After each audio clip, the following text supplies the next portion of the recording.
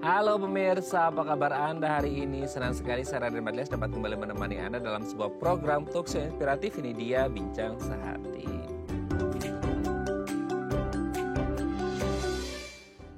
Ya pemirsa, mengawali Senin kali ini ada sebuah istilah atau sering kita dengar ya, ini bukan sok bijak ya, tapi ada kayak orang bilang gitu ya, tua itu pasti, dewasa itu pilihan. Nah kita kesampingkan dulu yang dewasa karena dewasa itu menjadi sangat relatif sekali ya bagi sebagian orang definisinya. Tapi kalau kita ngomongin tua gitu ya, tua itu pasti ya, people ages gitu ya, orang itu pasti akan bertumbuh, tambah usianya, tambah semuanya gitu ya. Nah salah satu hal yang harus jadi perhatian kita bersama dan menjadi concern banyak orang adalah bisa nggak sih kita itu awet muda gitu ya. Karena banyak sekali orang berusaha ini itu skincare lah dan lain sebagainya yang membuat kayak terus menerus forever 21 gitu ya. Jadi kayak walaupun usia 30, 40, 50 tahun tapi aku ingin terlihat seperti terus usia 21 gitu ya.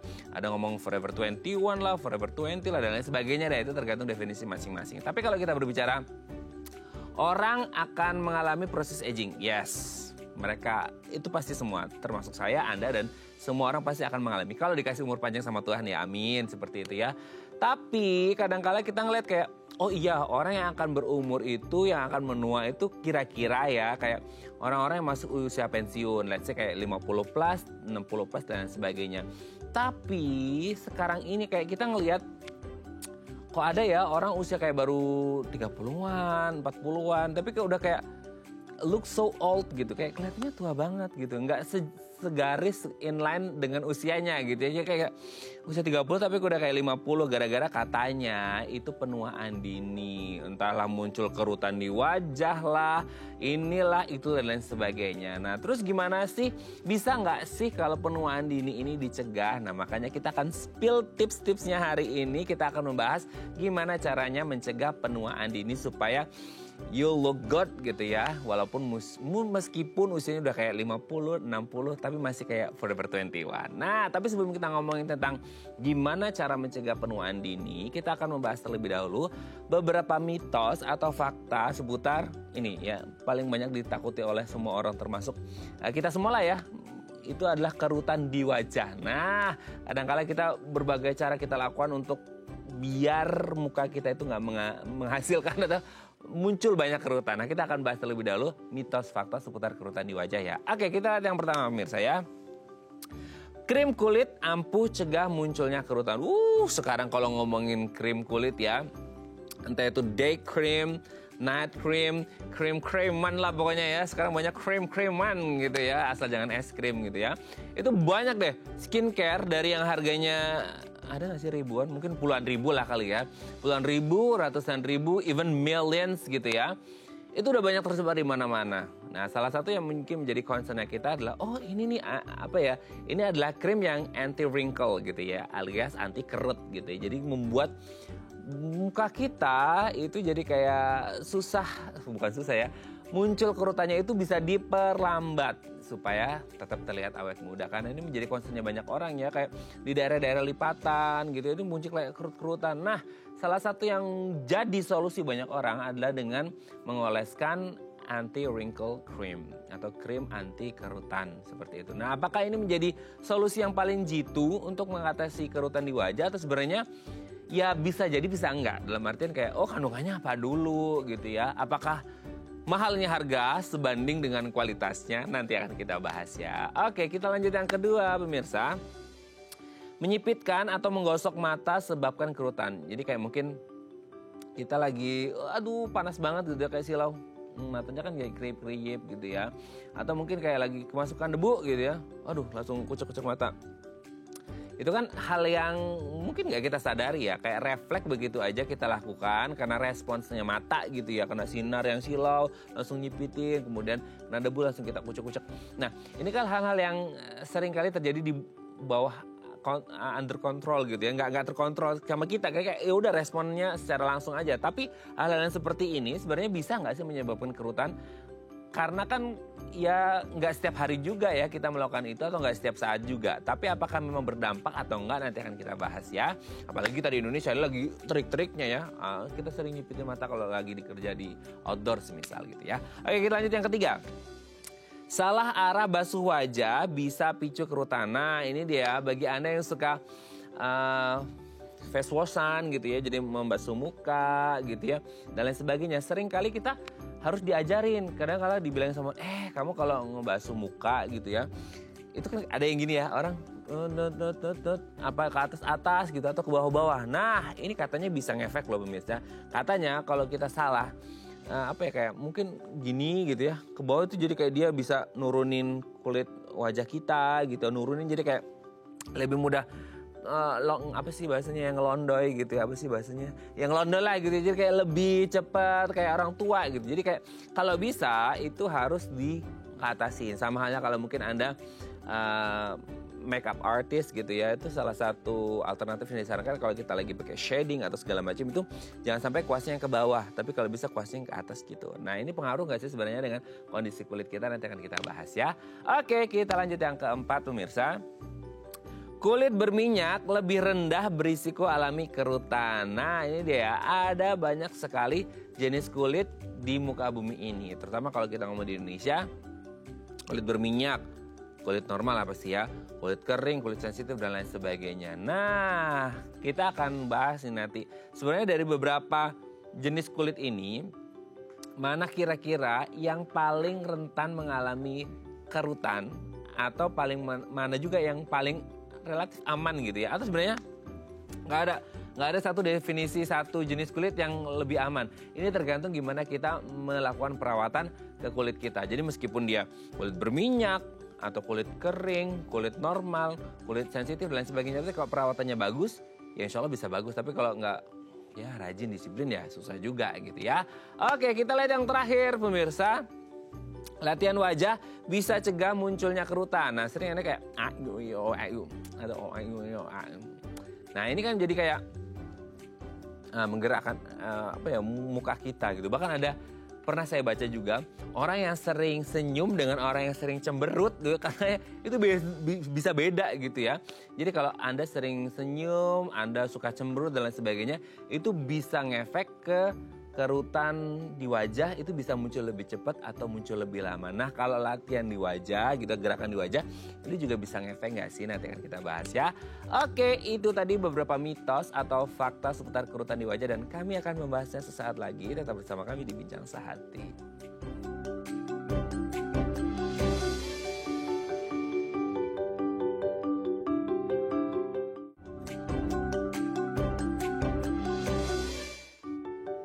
Baik, Anda masih bersama kami di Bincang Sehati. Tadi di segmen sebelumnya kita sudah membahas ya, ada beberapa mitos atau fakta seputar kerutan di wajah yang jadi worry-nya banyak orang, terutama para ibu-ibu ya di rumah yang takut, aduh dok kalau bisa kerutan ini enyah dari wajahku. Nah untuk mengonfirmasi ini beneran fakta atau mitos belaka, telah hadir bersama kami di studio Bincang Sehati. Ada Dr. Danang Triwahyudi SPKKK, dokter spesialis kulit dan kelamin konsultan dari Rumah Sakit MMC. Oke, selamat pagi Dr. Danang, apa kabar dok? Baik, selamat pagi Mas Helen. Sehat ya dok ya? Alhamdulillah. Selamat datang kembali di Bincang Sehati ya dok ya. Oke dok, hari ini kita akan membahas, ini pasti banyak yang suka dengan tema kita hari ini karena setiap orang ingin terlihat awet muda gitu ya, tidak awet tua gitu ya. Nah sebelum kita bahas gimana cara mencegah penuaan dini supaya kita tetap terlihat muda terus, kita bahas terlebih dahulu salah satu indikator orang kalau ngomongin tua itu kan kerutan ya dok ya. Nah kita akan bahas terlebih dahulu mitos faktanya. Yang pertama adalah krim kulit katanya ampuh untuk mencegah munculnya kerutan. Dok, ini sekarang ya, kalau dokter sih pasti udah tahu ya, namanya juga dokter spesialis kulit gitu ya. Sekarang itu yang namanya krim-kriman ya dok ya, dari yang harganya puluhan ribu sampai jutaan itu tersebar di mana-mana. Day cream lah, night cream untuk menghilangkan kerutan lah dan sebagainya. Sebenarnya krim itu ampuh nggak sih? Atau sebenarnya kayak ya kembali lagi kalau cuma ngandelin krim aja nggak disupport sama ini, itu juga sama aja, gimana tuh dok? Ya, sebagai suatu perawatan tentunya krim itu masing-masing tergantung dari ingredients-nya. Itu mempunyai kegunaannya masing-masing. Tapi tentunya sekali lagi sebagai perawatan, jadi dia tidak instan. Gitu, walaupun ada beberapa yang diklaim instan, tapi memang tidak semua. Jadi kalau kita memakai misalnya krim malam, kita pakai dalam jangka waktu tertentu, ya dia akan menurunkan kemungkinan untuk terjadinya kerutan atau terjadinya penuaan. Jadi misalnya angka penuaannya turun 10 tahun enggak gitu misalnya. 10 tahun lebih melambat gitu ya? Gitu, itu memang bisa dilakukan. Oh, kalau rutin ya? Ya. Bukan seminggu sekali apa sebulan sekali ya? Karena katanya, aduh mahal hemat gitu sebulan sekali aja pakainya enggak ya? Iya. Oke ya. Oke Dok, kita lanjut ya yang kedua. Nah ini dia, menyipitkan atau menggosok mata bisa menyebabkan kerutan. Kan apalagi sekarang ya Dok, aduh kayak matahari itu kayaknya udah di atas ubun-ubun aja gitu, panas banget, ditambah dengan ya memang mungkin musimnya lagi seperti ini gitu ya. Jadi otomatis mungkin yang kerja di outdoor kayak mau gak mau harus nyipitin mata, udah nyipitin mata terus kemudian kena debu lagi karena panas gitu ya, nggak ada air. Jadi gosok-gosok tuh mata, itu bisa nyebabin kerutan nggak sih? Sebetulnya sih tidak ya, karena kulit itu mempunyai kemampuan untuk elastisitas, kemampuan untuk mengembalikan dia ke bentuk seperti sebelumnya. Hanya memang bahwa yang namanya aging itu ada intrinsik dan ada ekstrinsik. Oh, apa itu Dok? Jadi aging yang memang sesuai intrinsik itu sesuai usia. Kalau ekstrinsik itu dari luar, pajaran segala macam dari luar. Jadi kalau kerutan mengenai mata dan lain sebagainya itu lebih banyak memang dari pajanan mataharinya, dari ekstrinsiknya yang lebih kuat. Jadi bukan gerakannya, tapi pajanannya. Oh, oke. Jadi memang ada faktor yang memang mendukung kenapa kerutan itu bisa lebih cepat muncul gitu ya. Bukan karena menggosok matanya atau menyipitin ya, faktor yang lain gitu Dok ya. Oke Dok, kita lanjut yang ketiga ya. Nah ini juga nih Dok, sering banget. Salah arah basuh wajah itu bisa picu kerutan. Nah karena kan orang kan cuci wajah itu kayak ya udah yang penting bersih deh gitu. Tapi ada yang bilang, jangan gitu, gerakannya salah. Kalau ke bawah itu bisa buat kerutan atau bisa apa ya Dok, bahasa Jerman itu ngelondoy. Sagging ya? Iya gitu. Nah itu bisa gak sih? Atau kayak orang make up kan kayak pakai shading itu pakai kuas. Ya kuas aja kan bulu itu halus ya, masa sih ngefek gitu Dok? Sebetulnya kan memang kalau yang apapun yang terjadi, kembali lagi bahwa kulit itu sebetulnya ada kemampuan untuk dia kembali ke bentuknya. Cuman memang kan ada gaya gravitasi yang tidak bisa kita lawan. Kecuali kita tinggal di Mars ya. Kemudian seiring dengan usia memang kekuatan otot, kekuatan lemak dia, ligamen-ligamennya itu berkurang. Sehingga dia pasti sagging. Jadi memang itu hanya sebagai suatu usaha untuk tidak terlalu cepat sebetulnya. Tapi sebenarnya sih apakah berguna atau tidak terlalu ya. Kalau memang dia tadi make up, karena make up kan arah sapuannya itu membuat dia trik warnanya jadi angkat ya. Jadi efek liftingnya dari trik sapuan sebenarnya, bukan masalah bahwa dia narik atau enggak gitu. Gitu sebetulnya ke arah situ sebenarnya. Kalau kita masuk ke atas ke bawah sebetulnya nggak terlalu apa-apa. Oke, jadi efek liftingnya itu ya karena shading dan lain sebagainya gitu ya. Tapi memang kembali lagi ya faktor intrinsik dan ekstrinsik tadi ya sudah disebut oleh Dokter Danang ya. Jadi kalau kita kayak basuhnya benar dan lain sebagainya, tapi kalau nggak ada perawatan yang menunjang ya sama aja ya Dok ya. Oke Dok, kita lanjut yang selanjutnya. Kulit berminyak lebih rendah risikonya mengalami kerutan. Kan ada kulit berminyak lah, normal, kering, sensitif dan lain sebagainya. Nah, ada nggak sih satu jenis atau kategori jenis kulit yang ini lebih rentan mengalami kerutan? Atau kembali lagi ke Dokter Danang tadi sebutkan, ini akan kembali ke pribadi masing-masing gimana cara mereka merawat. Kalaupun kulit berminyak tapi nggak suka perawatan ya sama aja gitu atau gimana? Memang kalau itu betul bahwa kulit berminyak itu karena dia cenderung ada natural moisturizing faktornya lebih banyak. Jadi moisturizer normal wajah kulitnya itu lebih tinggi. Pelembab alaminya ya. Betul. Sehingga dia memang cenderung lebih tahan terhadap kerutan dibandingkan dengan kulit yang kering. Kalau kulit yang kering karena dia kering tentunya, sehingga dia lebih mudah untuk muncul kerutan, sehingga memang untuk kulit kering dibutuhkan lebih banyak memberikan pelembab dari luar. Sementara kalau kulit yang berminyak tentunya tidak. Cuman ya kalau kulit berminyak faktor risikonya lain lagi, jerawat dan lain sebagainya kan, ya. Oke, berarti Tuhan sudah menciptakan itu adil ya dok.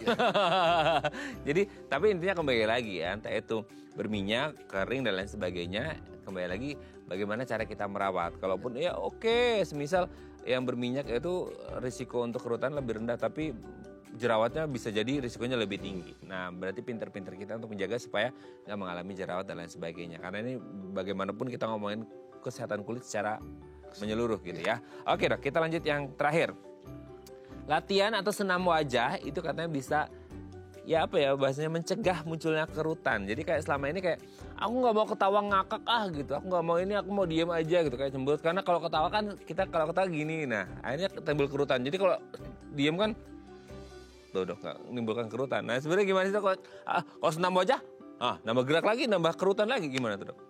Ya tidak sih sebenarnya ya, karena memang kan ada gerakan-gerakan yang kemudian bisa memicu wajah ini menjadi lebih bervolume sebetulnya.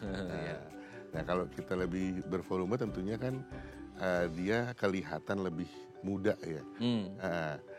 Tadi masalah kerut atau tidak itu memang pada akhirnya di usia tertentu kerut itu akan muncul. Gitu ya, kan di usia 30-an sebetulnya yang sudah mulai aging yang normal. Nah, jadi apapun itu bentuknya sebetulnya kalau kita olah wajah itu sih tidak ada ininya, tidak ada ruginya gitu. Dia tidak akan memicu tiba-tiba jadi saya ketawa terus dari umur 10 tahun, tadi di umur 20 tahun tiba-tiba saya berkerut ya enggak aja. Itu ketawa terus setiap hari kayaknya ada sesuatu yang salah ya dok ya. Oke, thank you ya dok ya. Jadi tidak terlalu berpengaruh, yang penting bisa sehat fisik dan juga sehat jiwanya juga kalau ketawa terus ya dok ya. Asal jangan ketawa yang lain gitu ya, serem juga. Oke, thank you ya dok ya, ini sudah terjawab. Nanti kita lanjut lagi tentang cegah penuaan dini ya dok ya. Oke pemirsa, kalau Anda punya pertanyaan seputar tema kita hari ini, boleh tanya-tanya di 0212903244 atau DM Instagram kami di @theifamily. Kami akan kembali saat lagi.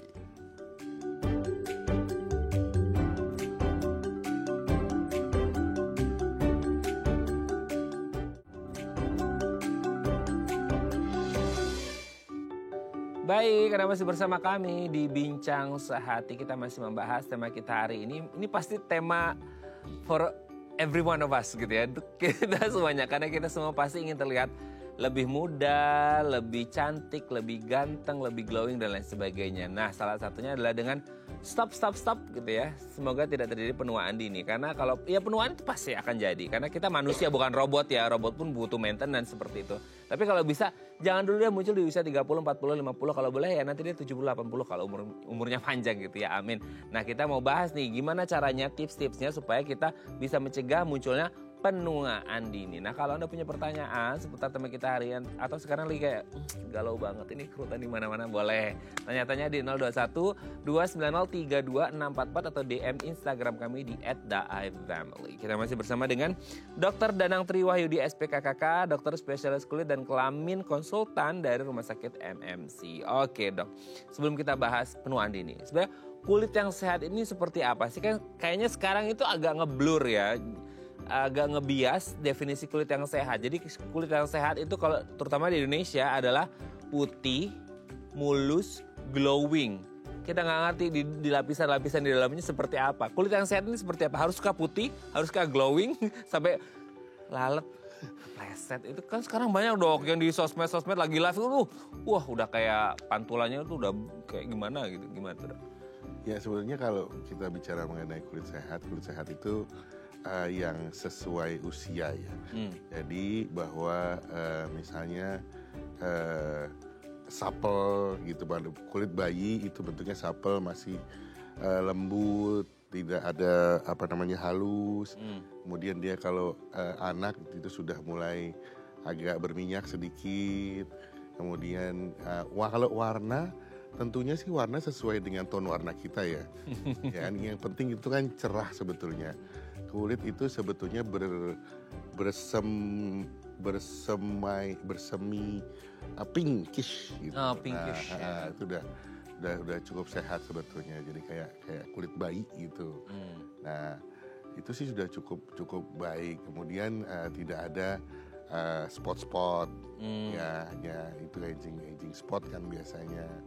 Nah, kemudian ya tentunya tadi kembali kita tidak akan harus akan ada penuaan yang memang intrinsik dan ekstrinsik. Jadi secara intrinsik memang kan dia kulit itu akan menua sesuai dengan usianya. Nah, mulai timbul segala macam ada kerutan, ada bintik hitam, ada segala macam. Nah, kemudian juga itu juga dipengaruhi dari efek dari luar dari pajanan matahari, bagaimana dia berpolusi seperti sekarang gitu kan. Nah, itu juga akan menjadikan sesuatu yang memang membedakan antara kedua. Jadi ada penelitian atau ada pembanding, ada salah satu jurnal yang bagus sekali itu 2 orang kembar disandingkan, yang satu itu senang outdoor, yang satu nggak senang outdoor. Itu penuaannya memang yang outdoor ini jauh lebih beda, bisa tampak berbeda usia 10 tahun. Yang outdoor lebih cepat tua. Lebih cepat tua. Karena yang outdoor? Iya, karena pajanan mataharinya lebih hebat. Gitu. Tapi ini bukan harus menjadikan kita jadi orang yang introvert dalam rumah terus. Tidak. Maksudnya adalah bahwa kalau kita outdoor berarti kita harus memakai sun protection yang cukup untuk itu gitu. Oke. Apalagi kita ada di bawah matahari terus kan sekarang betul. Indonesia gitu. Oke. Nah, itu definisi kulit yang sehat seperti itu. Jadi tidak harus yang putih sampai gimana-gimana ya, tergantung suku ras juga lah ya. Kita ras Asia, Indonesia ya standarnya ya kuning, langsat atau sawo matang lah gitu ya. Oke. Tapi kalau kita ngomong penuaan dini gitu ya. Penuaan itu kan sesuatu yang pasti. Tadi dokter menyebutkan faktor intrinsiknya ya. Karena people ages kan. Orang pasti akan mengalami proses aging seperti itu. Nah, kalau penuaan dini, jadi kayak serem, tua aja udah takut orang ya. Ini tambah dini lagi dong. Nah, itu gimana maksudnya dong? Ya, kan yang ya seperti itu ya. Penuaan dini itu kan sesuatu yang berlangsung lebih cepat dari sebelumnya. Nah, tidak seperti definisi tadi ya, yang sehat gitu ya. Lebih cepat dari sebelumnya. Kenapa bisa begitu? Berbagai macam. Dari lifestyle, ya kan, dari tekanan pekerjaan misalnya. Kan banyak hal yang itu bisa berpengaruh di situ. Bagaimana, apakah dia merokok atau tidak, apakah dia istirahat cukup atau tidak, alkoholik atau bukan. Segala hal berbagai macam bisa menyebabkan kulit kemudian menjadi terpajan. Dan kembali lagi ke tadi juga, apakah dia orang yang outdoor sering keluar, apakah dia memakai sunscreen ya, sun protection atau enggak gitu. Nah, itu yang membuat dia memang kemudian bisa menjadi lebih cepat terjadi penuaan gitu. Oke. Tapi kalau kita ngomongin menjadi tuanya gitu ya, penuaan dini. Kalau yang normalnya nggak usah dibahas lah ya, maksudnya kayak 50-60 tahun memang normalnya proses degeneratif tubuh akan menuju ke sana gitu ya, agingnya gitu.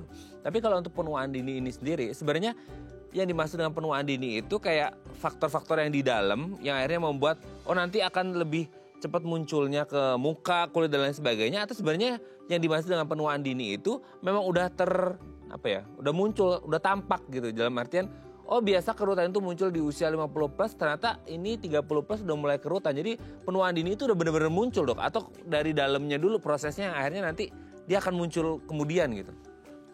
Dia muncul dari luar. Oh udah langsung kelihatan ya? Dari luar. Jadi kan memang biasanya yang mempercepat adalah faktor ekstrinsiknya yang mempercepat. Jadi makanya saya bilang tadi, yang paling ini deh, rokok deh.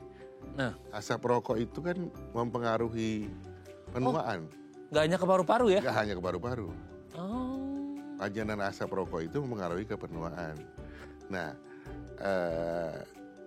sehingga kalau orang yang tidak merokok dibandingkan orang yang merokok, cenderung bisa efek penuaan. Jadi tergantung dia, misalnya dia mulai merokok dari umur 20 tahun lah, gitu. Nah, berapa pack sehari dibandingkan orang yang tidak merokok di usia yang sama 30 tahun. Yang 30 tahun mungkin baru mulai sedikit yang tidak merokok, yang ini sudah lebih dalam kerutannya. Nah, hal-hal seperti itu juga terjadi. Jadi faktor ekstrinsik yang akan memulai penuaan dini. Bisa nggak penuaan dini itu dari intrinsik? Bisa, tapi itu biasanya berhubungan dengan misalnya ada penyakit tertentu ya yang memicu peradangan hebat. Nah itu bisa aja sih sebetulnya, tapi lebih jarang. Oke, karena mungkin ada faktor komorbid penyakit tertentu gitu ya. Tapi kalau lebih, tadi kan dokter menyebutkan sering banget faktor ekstrinsiknya nih, yang faktor dari luarnya yang nggak bisa ya unmodified ya gitu, benar-benar nggak bisa kita hindari, apalagi kita tinggal di Indonesia. Nah ada nggak sih faktor-faktor intrinsik itu yang akhirnya membuat, oh ini kayaknya harus dihindari, semisal dok, orang Indonesia karena kita tropis lebih rentan mengalami terpapar dengan faktor-faktor intrinsik itu dibandingkan dengan mereka yang tinggal di Eropa. Itu ada hubungannya nggak dengan tempat tinggal, kondisi geografis, atau mungkin range usia dan lain sebagainya, mungkin pola makan juga dan lain sebagainya dok? Ya tentunya ada ya, ada. Jadi makanya kalau kita ini dimulai dari awal, tadinya memang kita berpikir bahwa karena kulit kita sawo matang, kita tinggal di daerah tropis, kita cenderung aman dari matahari. Tapi ternyata tidak juga, sehingga memang pemakaian misalnya sunblock, sunscreen dari awal itu untuk kita berguna untuk efek pencegahan penuaan dininya. Nah itu yang kadang-kadang kita lewat sekarang kan. Nah itu model-model seperti itu sebetulnya. Jadi perawatan untuk pencegahan misalnya, kemudian bagaimana kita memperbanyak minuman atau makanan yang mengandung antioksidan. Contohnya apa itu? Ya buah-buahan, sayur-sayuran, ya. Segala hal seperti itu yang kemudian kita bisa mencegah efek dari polutan gitu. Nah hal-hal seperti itu, jadi healthy lifestyle sebetulnya yang kita kembalikan lah. Ya apalagi jadi kayak jangan jadi excuse juga, ya gimana dong nggak penuaan dini, kita tinggal di Indonesia kepapar matahari terus, ya nggak juga ya. Kan banyak juga orang Indonesia yang bisa mencegah itu dengan ya pemakaian sunblock atau sunscreen, makanan yang sehat. Ya intinya pola hidup yang jauh lebih sehat gitu ya. Oke dok, nanti kita lanjut lagi ya di segmen selanjutnya, ini menarik. Apa tips yang harus kita lakukan nih ya nanti ya. Oke pemirsa, kalau Anda masih punya pertanyaan seputar tema kita hari ini, boleh tanya-tanya di 021-290-32-644 atau DM Instagram kami di @daifamily. Kami akan kembali saat lagi.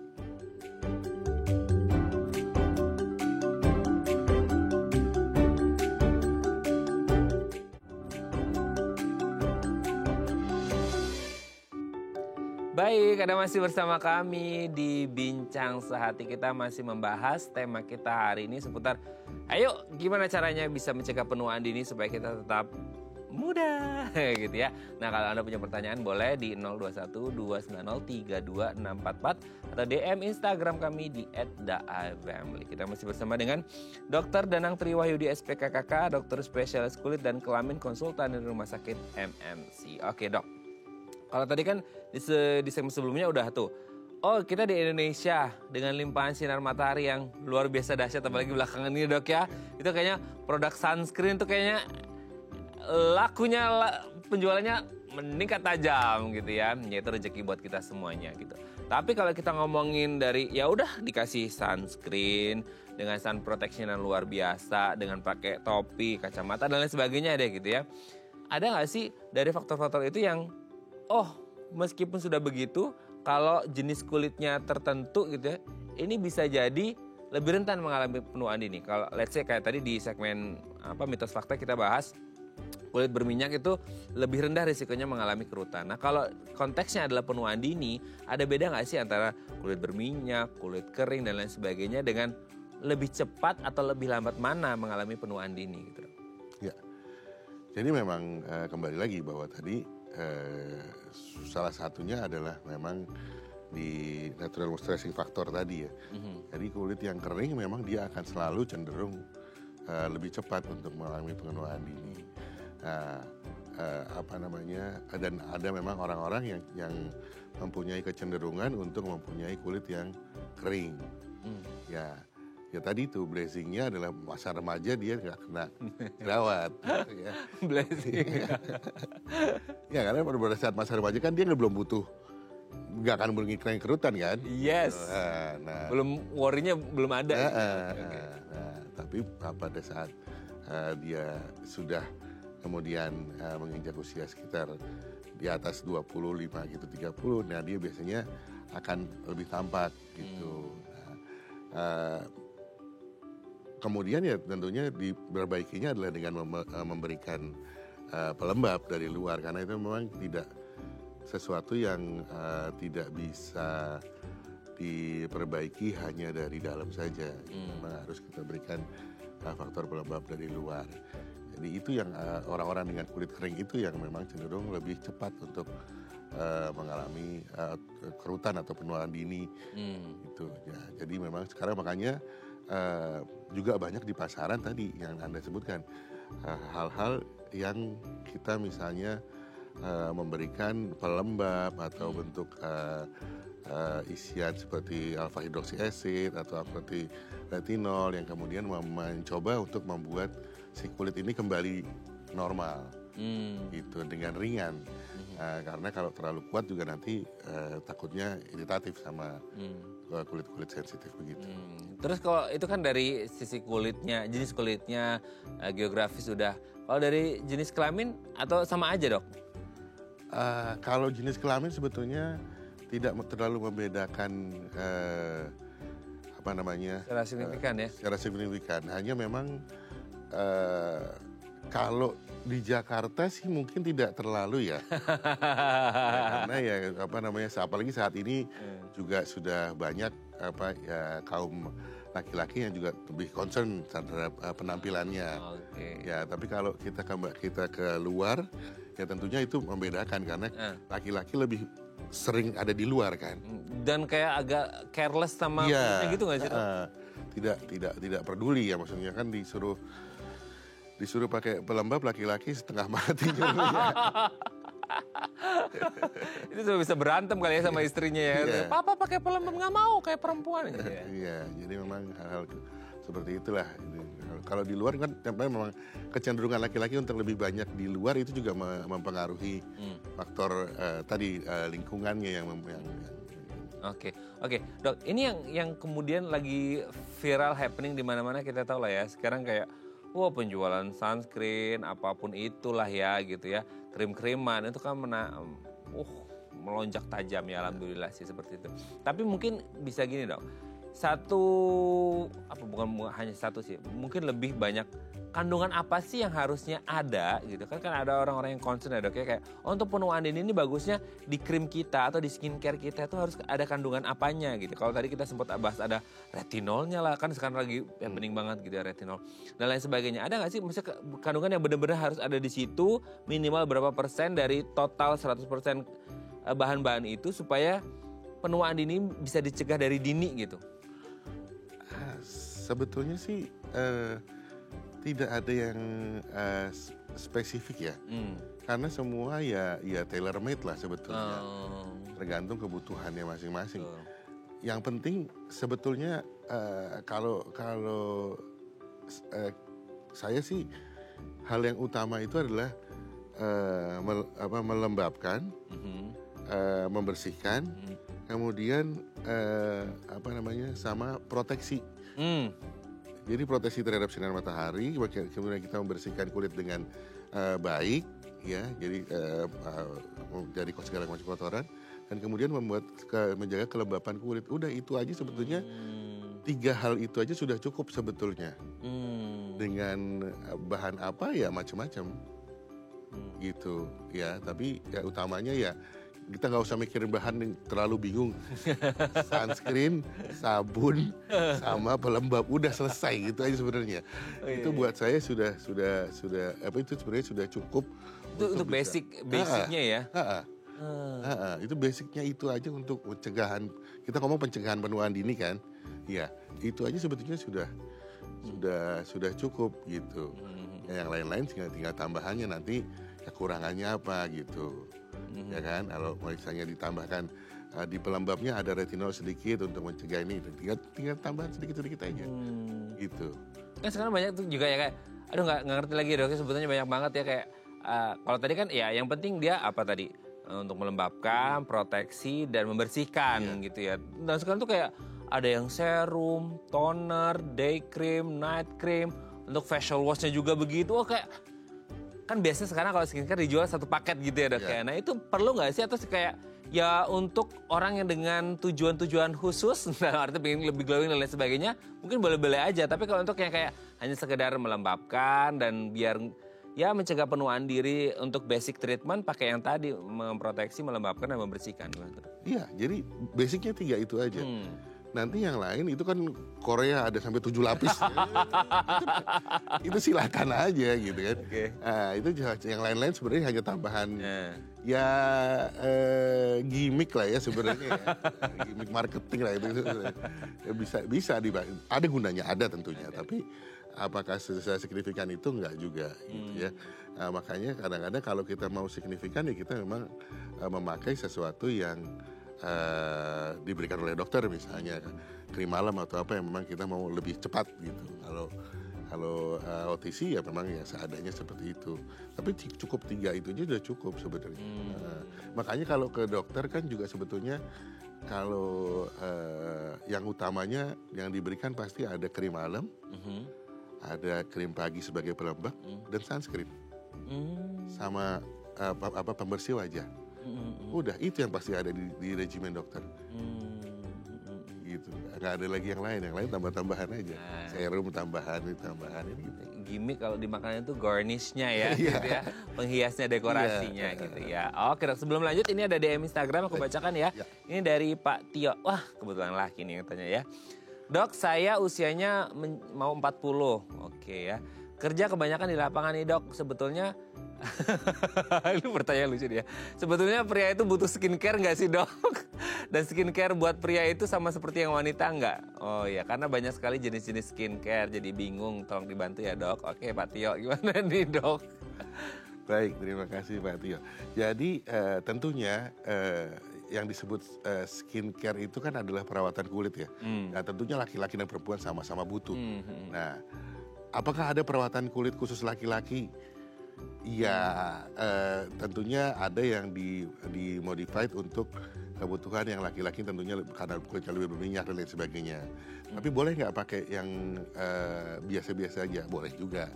Jadi kita pakai sabun yang misalnya kita membersihkan wajah cukup dengan sabun yang tidak harsh lah.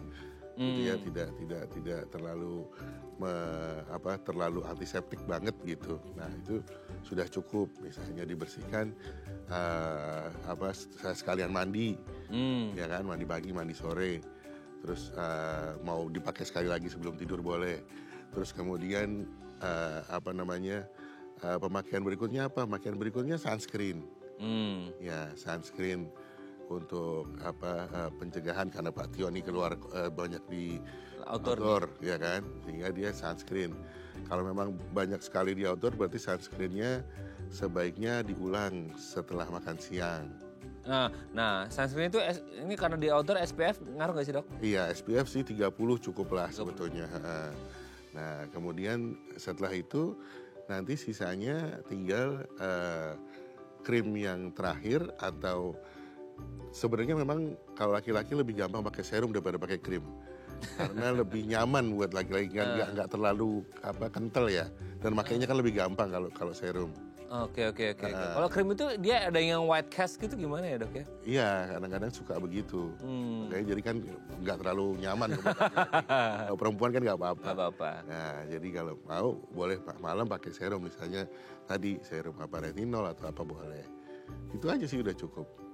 Tapi itu untuk yang mass product ya, maksudnya yang produk massal itu aman-aman aja. Perlu kayak tahu ini kan ada ya dok ya, kayak di luar sana itu kayak oh ini untuk kulit yang berminyak, ini kulit kering. Ada juga yang sekarang kan ada yang benar-benar specially made for men gitu ya, benar-benar dibuat kayak ini produk-produk khusus laki-laki nih, male product gitu. Itu gimana dok? Ya boleh aja, itu boleh dipakai, nggak ada masalah. Mau kan itu juga sama ya. Kalau male product warnanya lebih hitam, kalau yang ini perempuan ada pink ya. Yang ini nggak mau pakai karena pink gitu. Karena pink, perkara warna ya. Oke. Gitu. Color has no gender sebenarnya ya. Oke, pokoknya intinya boleh gitu ya. Boleh. Oke, semoga ini bisa menjawab pertanyaannya Pak Tio ya. Oke dok, nanti kita lanjut lagi ya di segmen terakhir. Oke pemirsa, kalau Anda masih punya pertanyaan boleh tanya-tanya di 021 290 32644 atau DM Instagram kami di @daifamily. Kami akan kembali saat lagi.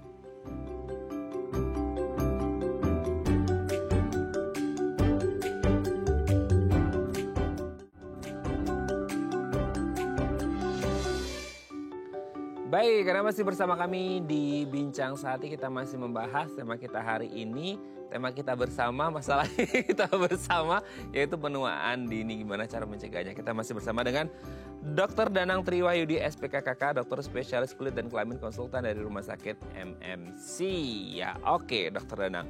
Gini, kalau kita ngomongin kesehatan kulit, ya semua orang pasti ingin kulitnya sehat gitu ya. Tapi kalau kita ngomongin penuaan dini ya karena tadi ya dok ya, ini sebenarnya pemirsa ini kalau off the record sebenarnya selama break kita banyak curhat ya. Tanya-tanya sama dokter Danang, karena semenarik itu topik kita hari ini gitu. Tapi kalau kita ngomongin penuaan dini yang notabene, harusnya tuh muncul kerutan dan lain sebagainya itu di usia 50 plus, tapi usia sekarang karena mungkin tuntutan kerja tadi dokter Danang sebutkan, karena paparan sinar matahari, faktor ekstrinsik gitu ya, yang akhirnya membuat orang mengalami penuaan dini. Yang menjadi concernnya adalah gini, kan ada ya dok ya, mungkin orang-orang yang concern banget, harus pakai ini, pakai itu. Sementara tadi dokter Danang menyebutkan ada 3 yang basic aja deh pelembab, untuk melembabkan, membersihkan, dan memproteksi seperti itu. Nah, kalau ada orang yang kayak, aduh ya udah deh dok, nggak apa-apa, nggak sempat buat pakai sunscreen, nggak sempat pakai ini dan lain sebagainya gitu. Dan akhirnya mengalami penuaan dini di usia let's say 30 awal gitu.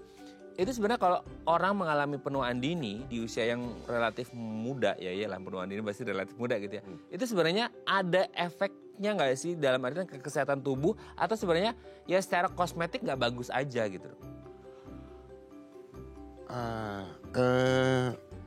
Ya sebetulnya sih itu jawabannya bisa iya bisa enggak ya. Karena gini, yang tentunya memang yang kelihatan pertama dari tampilan ya. Looknya dulu gitu. Tapi kan tampilan itu kemudian memang kerutannya misalnya sudah banyak atau sudah dalam atau sudah apa, nah itu pada akhirnya ya kita harus melihat lagi kondisi kesehatan secara keseluruhannya. Ya kalau memang dia segitu tidak sehat kehidupannya ya, maksudnya ya, tidurnya nggak cukup, merokoknya kuat, segala macam ini, karena ya itu tentunya pada akhirnya kesehatannya menjadi tidak sehat secara keseluruhan gitu ya. Tapi kalau kita perbaiki hanya kulitnya aja, mungkin tidak maksimal juga gitu. Nah kalau memang kan ada orang yang kemudian kan, aduh ini saya begini, saya treatment lah gitu. Nah mungkin kalau backnya itu tidak diperbaiki, ya mungkin dia juga treatmentnya hasilnya nggak maksimal. Gitu. Oke, ngomongin tentang treatment yang nggak maksimal dok, ini ya karena sekarang itu opsinya banyak banget ya dok ya, produk-produk dari A sampai Z yang tadi saya bilang dari puluhan ribu sampai jutaan gitu ya. Jadi akhirnya kalau dulu itu ada istilahnya doctor shopping, sekarang product shopping. Yeah. Jadi kayak aku mau paket ini dulu deh, coba paket yang A ini dari brand A gitu. Aduh udah sebulan nggak muncul, aduh udah capek gitu. Udah bulan depan beli produk dari paket B deh, nggak juga gitu. Nah itu gimana dok? Maksudnya kayak biar ketara bahwa ada hasilnya itu kan nggak mungkin ya. Maksudnya kayak seminggu, 2 minggu, sebulan pasti akan kelihatan hasilnya. Minimal tuh berapa lama untuk mengetahui bahwa ini ada efek ke kulit kita gitu dok. Supaya nggak kayak produk shopping, masih setiap bulan produknya ganti-ganti gitu dok. Iya, kembali ya bahwa kalau produk yang kita sebut sebagai over the counter itu kan punya persentase kandungan yang memang tidak boleh melebihi tertentu gitu ya. Ada standarnya ya. Ada standarnya. Gitu. Atau ingredients yang ada di dalam situ. Sehingga biasanya memang dia tidak terlalu kuat. Jadi dia bisa memperbaiki, tapi dia butuh waktu yang lebih panjang atau dia untuk perbaikan yang minor gitu. Ya jadi misalnya kerutannya masih kecil sedikit, ya masih bisa lah. Tapi kalau udah terlalu dalam ya nggak bisa gitu. Kira-kira hal seperti itu gitu. Nah, kenapa begitu? Supaya memang kan dia supaya keamanan. Nah, tentunya kalau memang pada akhirnya kalau kita mau memperbaiki ya akan lebih baik kita memperbaiki ke dokter. Karena dokter akan bisa menentukan kira-kira kekuatannya seberapa, yang cukup dengan kecepatan. Jadi maksudnya saya bisa bilang bahwa saya mau kerutan saya hilang dalam waktu 3 minggu dok, gitu misalnya. Keren. Nah itu ada hal-hal yang bisa dicoba gitu, karena dokter punya kualifikasi untuk bisa memakai hal yang lebih agresif lah gitu. Nah, jadi itu sebetulnya lebih penting. Kalau OTC ya memang minimal 2 bulan lah kalau mau dicoba betul-betul hasilnya yang itu. Tapi itu pun hasilnya ya memang yang istilahnya mungkin tidak severe lah ya, ringan lah ya gitu. Karena kadang-kadang ekspektasi kita ketinggian juga kali ya dok ya. Tapi makanya kalau ingin hasil yang lebih maksimal harus ketemu sama ahlinya. Karena perawatan kulit itu pasti akan di-customize sama dokter untuk kebutuhan si pasien masing-masing. Dan nggak akan bisa dipukul rata gitu ya dok ya. Ya kalau pakai yang mass product itu kan memang untuk umum gitu ya. Oke, thank you Dokter Danang sudah menjawab pertanyaan kita. Lebih ke saya sih karena ini sebenarnya curhatan pribadi, tanya-tanya pribadi ya. Ini banyak yang akhirnya pertanyaan pribadi muncul. Tapi nggak apa-apa, ini semoga jadi kebutuhan kita bersama. Thank you Dokter Danang, sehat terus. Salam untuk keluarga di rumah dan teman-teman di Rumah Sakit MMC. Selamat pagi dok. Oke pemirsa, itu tadi perbincangan kita dengan Dokter Danang. Semoga bermanfaat ya. Saya Raden Smith. Sampai jumpa dan selamat kembali beraktivitas di hari Senin yang indah ini. Ingat, jaga kesehatan kulit Anda supaya nggak cepat tua. Sampai jumpa.